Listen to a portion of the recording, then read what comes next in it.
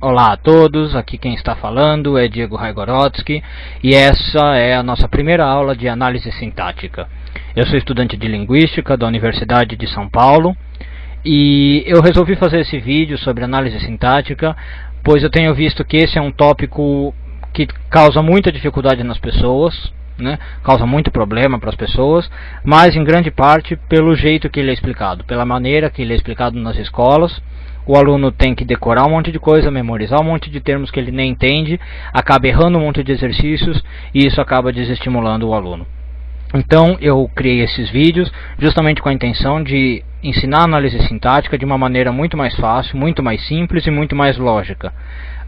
Ao longo dos vídeos vocês vão perceber que a análise sintática não é todo aquele monstro de 7 cabeças, como se diz por aí, mas que é uma coisa muito mais fácil, muito mais lógica e que qualquer um pode aprender facilmente a analisar qualquer tipo de sentença.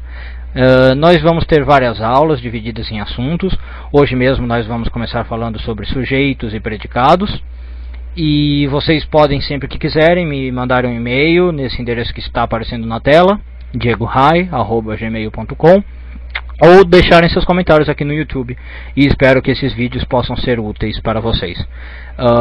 Em geral eu vou tentar manter vídeos curtos, de até no máximo 10 minutos, explicando todos os conceitos básicos da análise sintática. Então hoje mesmo, como eu disse, a nossa aula é sobre sujeito e predicado, o básico da análise sintática. Então nós vamos começar vendo quais são as diferenças entre sujeito e predicado.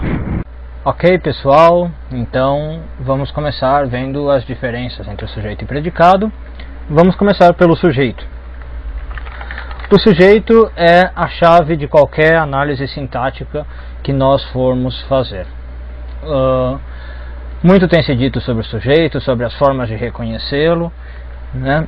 Mas o melhor jeito que me parece para pensar no sujeito e reconhecê-lo é pensar o que é que ou quem é que faz a ação descrita pelo verbo. Ok? Então numa frase simples como eu como duas bananas por dia, o sujeito seria o eu, tá?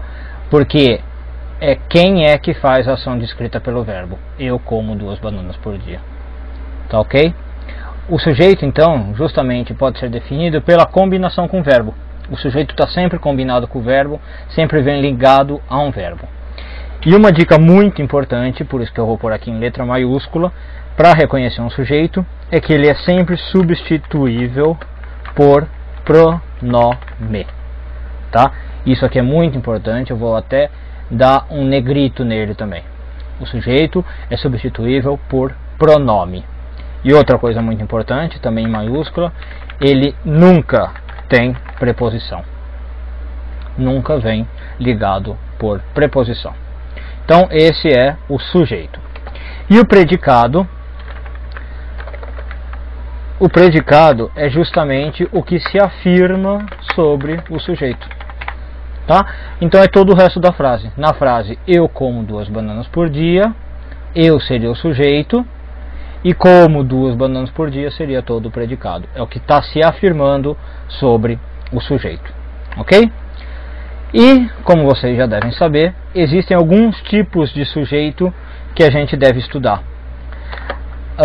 A primeira distinção que a gente faz é entre o sujeito determinado e o sujeito indeterminado. Okay?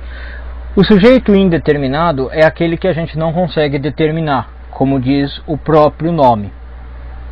Ok?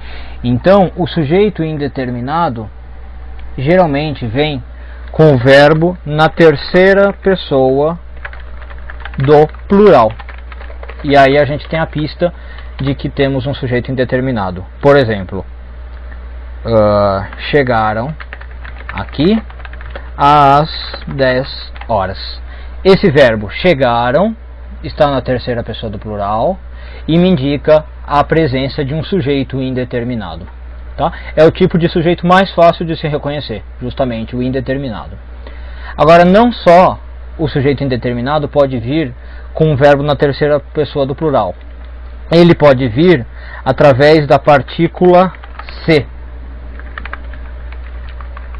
muito usada para indeterminar o sujeito, justamente. A gente vai estudar a partícula se numa aula à parte, mas só para dar um exemplo, na frase, por exemplo, come-se bem aqui, esse se é uma partícula que está indeterminando o sujeito. E para finalizar a aula de hoje, vamos tratar agora do que faltou, que é o sujeito determinado. O sujeito determinado pode ser, então, de dois tipos. Eu posso ter o sujeito simples e o sujeito composto. Tá?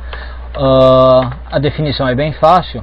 O sujeito simples é aquele que tem um núcleo só, ou seja, é uma coisa ou alguém que realiza ação de verbo, e o composto, dois ou mais núcleos, pelo menos mais de um núcleo, tá? Então, em algo como assim, Daniel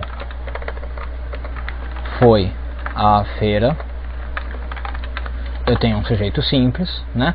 Todas aquelas regras que a gente aprendeu em relação ao sujeito se aplicam, ele está ligado ao verbo, eu posso substituir por um pronome, eu posso falar ele foi à feira, então não tenha dificuldades em reconhecer o sujeito, desculpe. Ou eu poderia ter uma coisa como cães e gatos terão que ser vacinados no próximo dia 28. E aqui eu teria um sujeito duplo, cães e gatos, né? Um sujeito composto, como a gente fala. Como ele também vem ligado ao verbo, como qualquer tipo de sujeito, o verbo vem no plural, terão, né? E mesmo assim eu posso substituir por pronome, que é aquela regra de identificação do sujeito. Cães e gatos eu posso muito bem falar como eles. Eles terão que ser vacinados no próximo dia 28.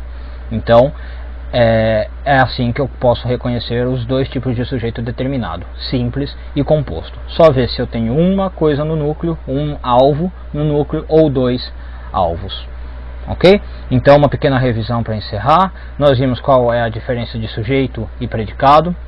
Vimos que o sujeito é quem é que ou o que é que realiza a ação do verbo. Vimos que o predicado é o que se afirma sobre o sujeito.